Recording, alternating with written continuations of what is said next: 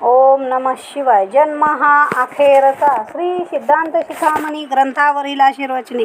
श्री काशी विश्वाराध्य ज्ञान सिंहासनाधीश्वर काव्य सर्वदर्शन तीर्थ वेदांतचार्य विद्यावारिधी विद्यावाचस्पती श्री 1008 डॉक्टर चंद्रशेखर शिवाचार्य महास्वामीजी की जय. जंगमवाडी मठ श्री क्षेत्र काशी. आशीर्वचन 6. आचार संपत्ती स्थल 2. जिज्ञासू सद्भक्तांनो, आपले मूळ स्वरूप अशा शिवाशी समरस होणे हेच प्रत्येक जीवात्म्याचे अंतिम ध्येय होय.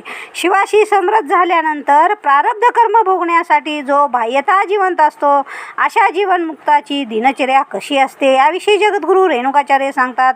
बद्ध जीवासाठी आचारसंहिता आहे. जीवात्म्याने नैतिक आचरण कसे करावे याविषयी शास्त्राने उपदेश केलेला आहे. परंतु जो जीवनमुक्त असतो त्याच्यावर शास्त्राची सत्ता चालते की नाही असा एक प्रश्न उपस्थित होतो. शास्त्र याचा अर्थ तरी कोणता? साक्षात्काराने पुरुषांनी भगवान शिवापासून ज्ञानग्रहण करून ज्ञानी जीवाच्या उद्धारासाठी केलेला उपदेश म्हणजे शास्त्र. जे शास्त्राचा उपदेश करतात अशा ज्ञानी पुरुषावर कोणती सत्ता चालते, त्याचे आचरण कसे असावे, ज्ञानी पुरुषाने अमुक या प्रकारे वागावे अशा शास्त्रांचा कोणताच आदेश नाही. एखादा ज्ञानी भोगी असू शकेल. कृष्ण ज्ञानी होता पण भोगी होता. शुकमुनी ज्ञानी होते पण त्यागी होते.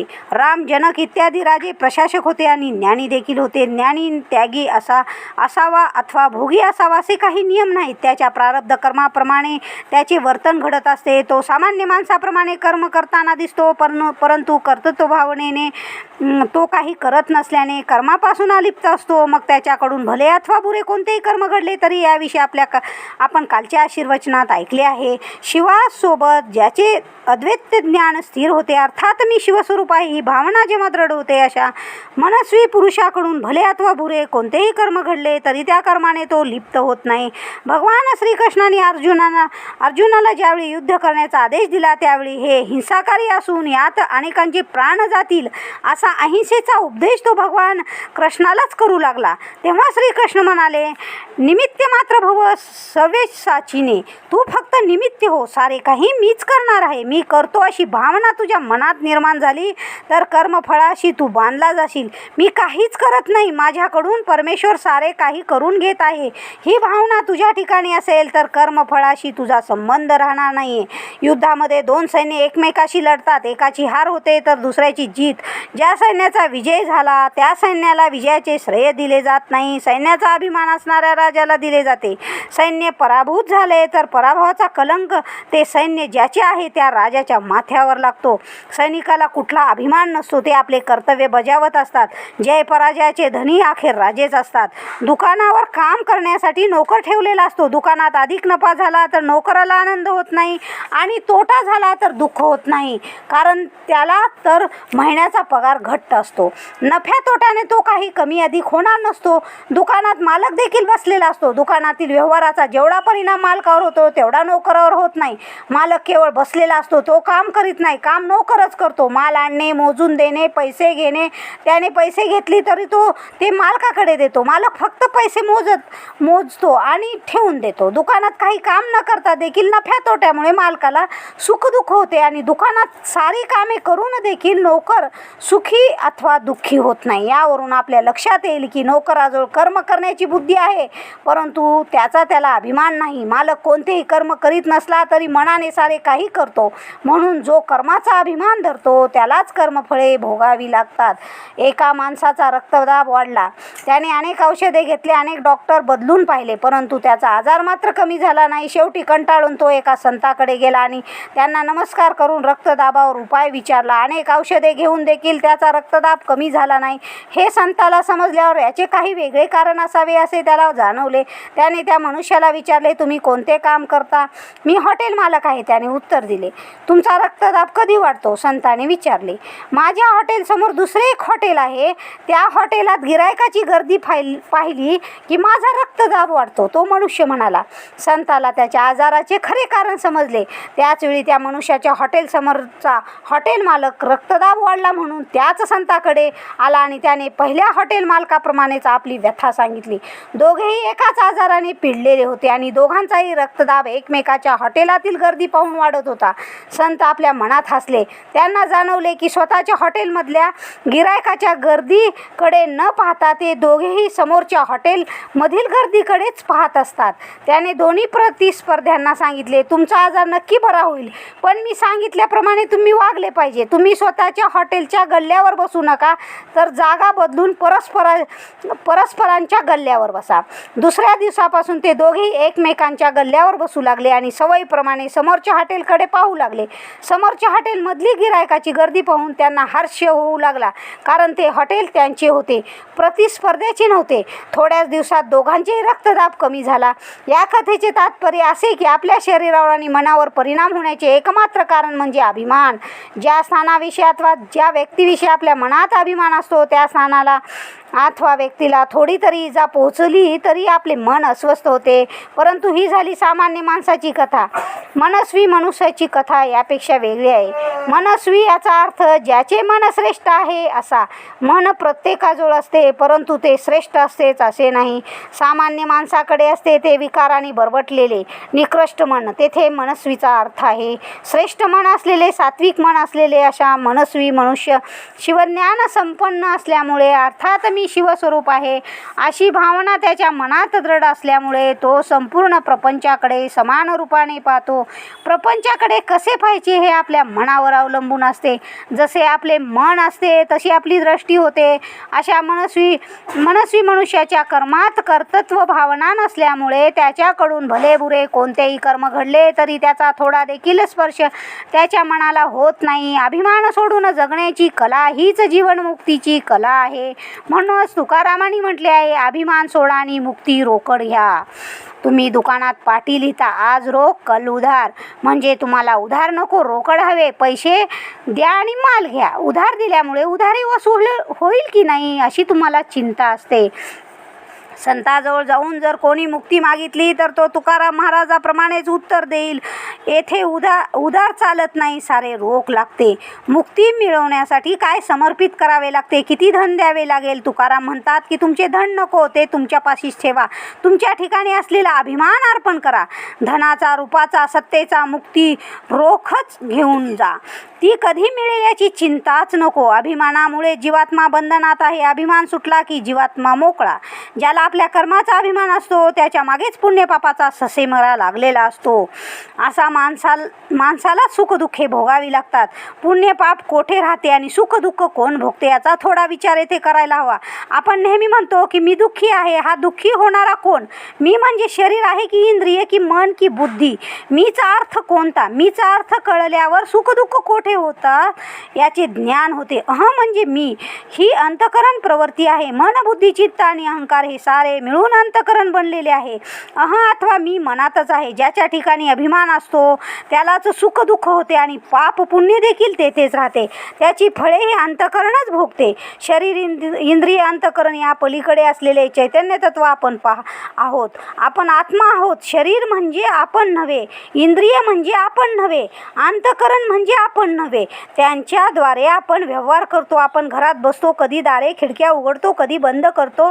दारे खिडक्या आपोआप उघडत नाहीत अथवा आपोआप बंद होत नाहीत. दारे खिडक्याची उघडझाप, घरातल्या पंख्याचे फिरणे बंद होणे, दिवे लागणे, दिवे बंद होणे हे सर्व आपोआप होत नाही. घरात बसलेला कुणीतरी त्याचे नियंत्रण करीत असतो. दार उघडे असेल तर कुणीतरी घरात आहे. दार बंद असेल तर घरमालक एकतर बाहेर गेला असेल किंवा दार बंद करून आत निवांत झोपला असेल असे आपण ओळखतो. घराची बाह्य लक्षणे पाहून घरात राहणाऱ्या व्यक्तीविषयी आपण अनुमान करतो. त्याप्रमाणे शरीर देखील एक प्रकारचे घरच आहे. आपल्या घराला एखादे दुसरे दार असते. या शरीराला तर 9 द्वारे आहेत. 9 द्वारे असलेले शरीररूपी घरात बसलेला जीवात्मा कोणते तरी एखादे दार उघडून आपला व्यवहार करीत असतो. शरीर, इंद्रिय इत्यादी जीवात्म्याला भोगाची साधने होत. जीवात्मा म्हणजे शरीर नव्हे. शरीराला कुणी मारले अथवा शिक्षा दिली तर आपल्याला दुःख होते. हे दुःख नेमके कुठे होते? दुःख शरीराला होत नाही, ते होते मनाला.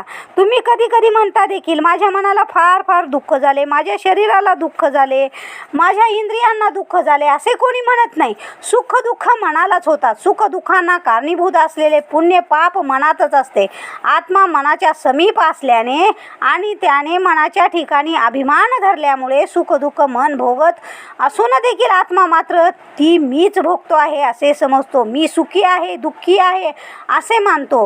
गुरुपदेशाने जेव्हा शिवज्ञान प्राप्त होते त्यावेळी आत्मा आणि मन यांच्या पृथक्पणाचे ज्ञान होते. अभिमान धरणारे अंतकरण आणि अभिमानरहित आत्मा यांच्या वेगळेपणाचे ज्याला ज्ञान होते तो आपल्या सर्व क्रियाकर्माचा साक्षी होऊन राहतो.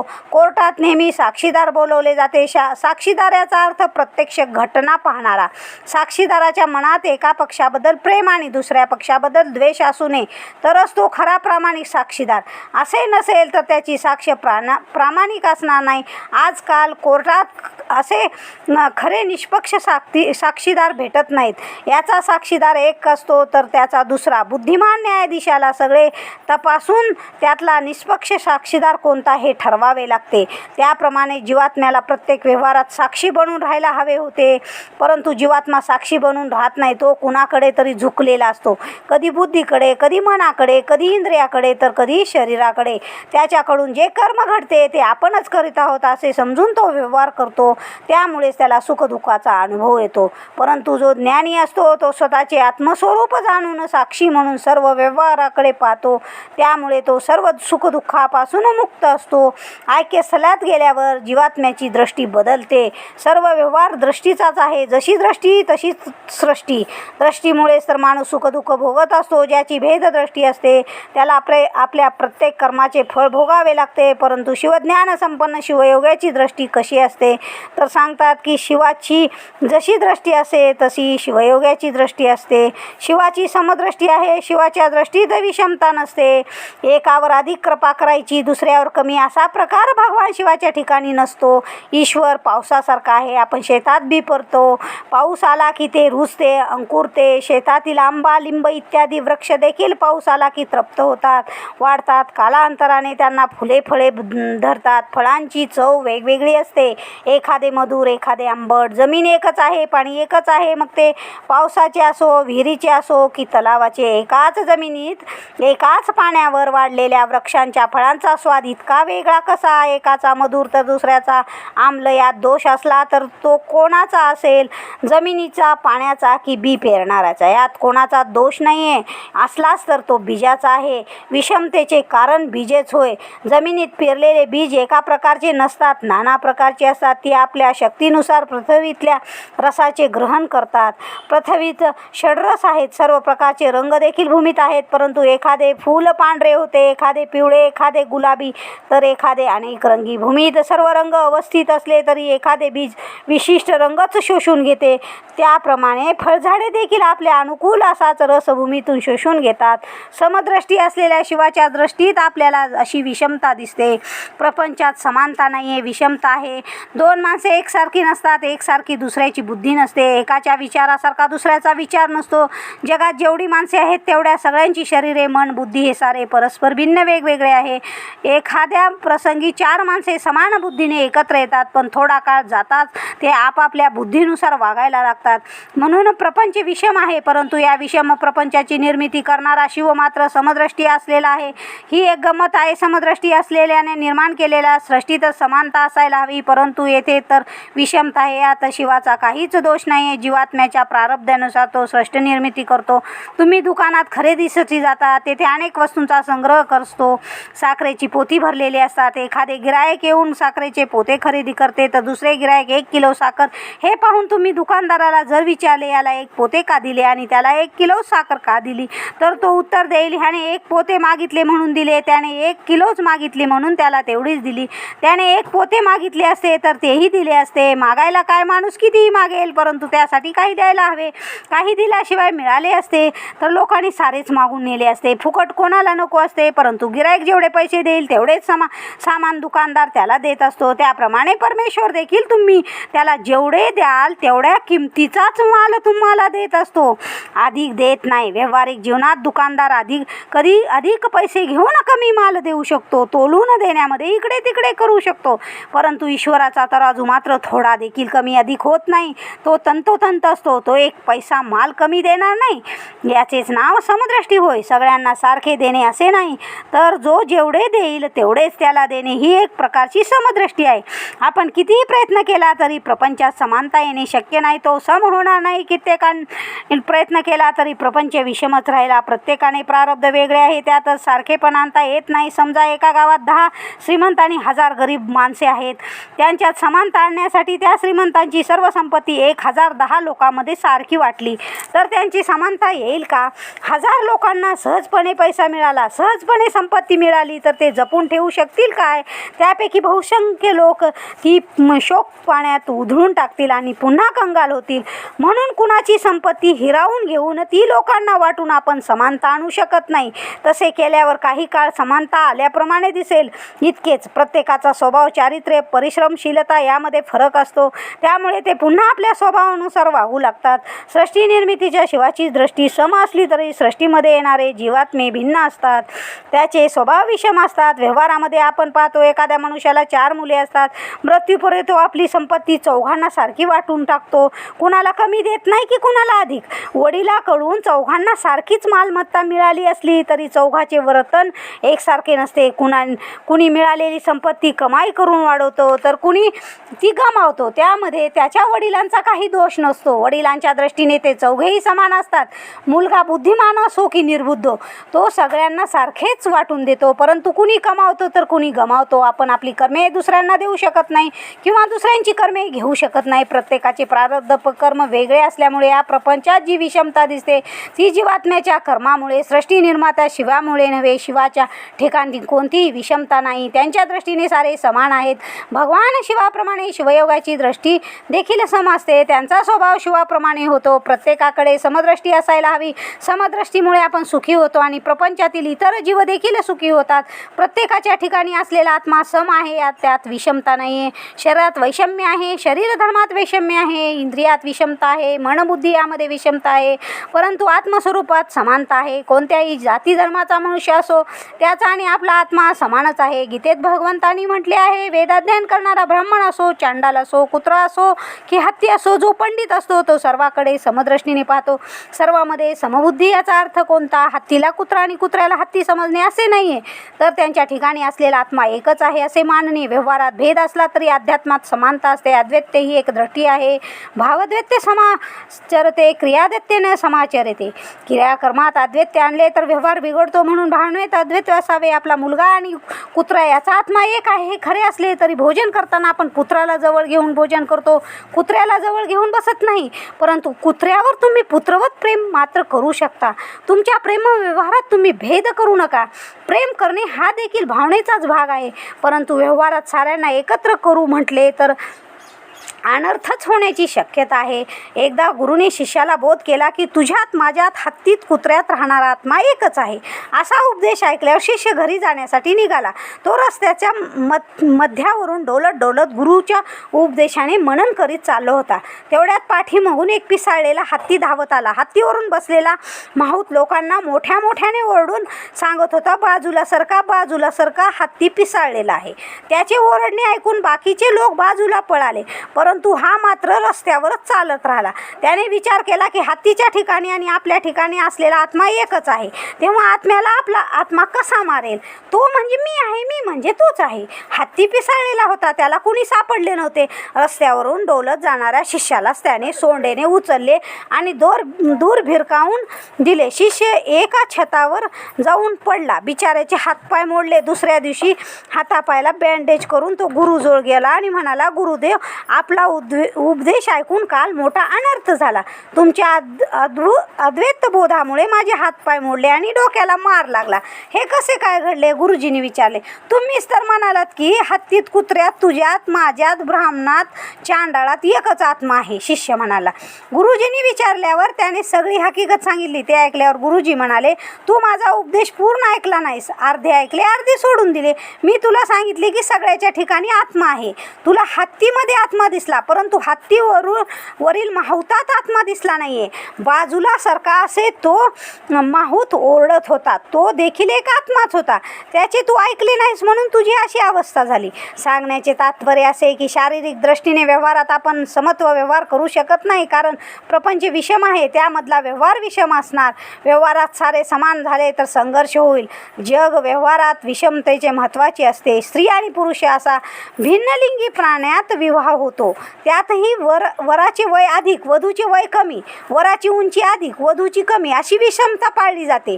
दोन समान दर्जाची माणसे एकत्र आली तर प्रेमाने राहणार नाहीत, भांडत बसतील. पती पत्नी समान वयाचे, सारखे शिक्षण घेतलेले आणि समान दर्जाचे असतील तर सामान्यतः त्यांच्यात कलह चाललेला आपल्याला दिसून येतो.